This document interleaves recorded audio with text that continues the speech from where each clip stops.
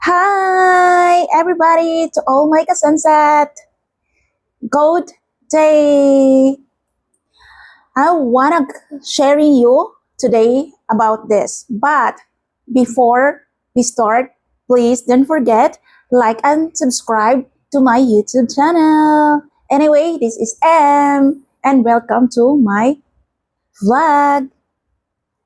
So let's go. We start. Kinsa tong naka-receive na ani nga na ay bag-o nga update si YouTube.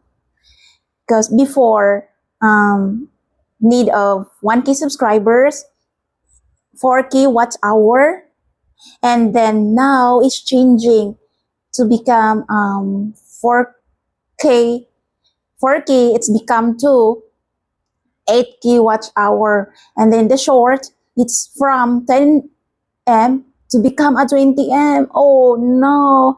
Unsaon na lang nato aning mga bag-uhay pa unsa naglisod gani tag abot sa 4K, much more kung 8K na.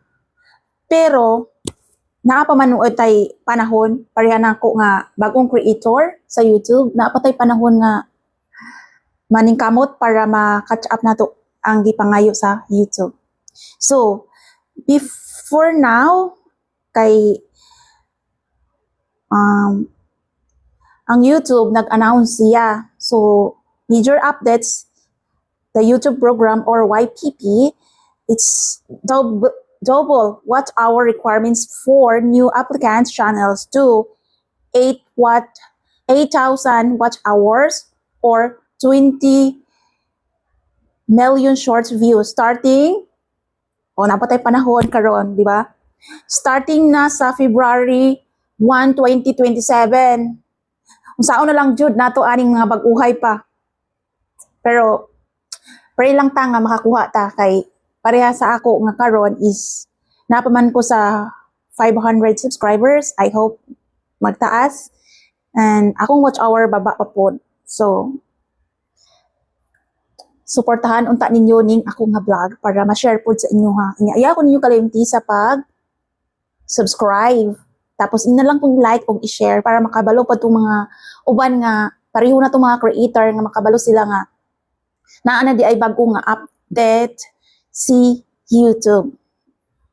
So, usa ka monetize said it's monetization threshold updates. New creator watch hour raised from, that's what I said, 4,000 to 8,000 hours in the past 12 months. Oh. And then, new creator short views raised from 10 million. It's become from 10 million to 20 million views and 99 in the last 90 days. Okay. And anyway, subscriber requirement remains at 1K. So, thank you, YouTube, for you're not changing for 1K subscribers. So, thankful. But, sa una lang nato ani pag-catch up sa 8,000 watch hours. Paliw ko yung share ani para maka, kaninga video, sorry, tawagod, para ni sa mga uban nga wala pa sila kay balungan na, day bago nga, update sa YouTube. Oh, diba? So, existing creators, current YPP members keep their status to new activity guidelines and 10 million short views based apply for specific shorts of outs. So that's what I said is before it was 10 million and now I'm changing next year starting February 1, 2027 from 10M to 20M views. Sa una lang nato kung wala pa tani nag-viral. Pero may na lang mag-viral. Basta hindi ay kaluyan ta ni Lord na mag-viral ang ato ang video to all small creators maningkamot ta para sa ato nga vlog para magtaas, di ba? So, yeah, maora to nga ako ang update ninyo. Unta inyo ning tan-awo ning ako ang YouTube channel, di ba? Sa mga bag-uhay pa dira. Kay ako galisod gani kuno og 500 views, you know. Pero naningkamot lang ko, naaman ko dinuan ko naka 1K o, di ba?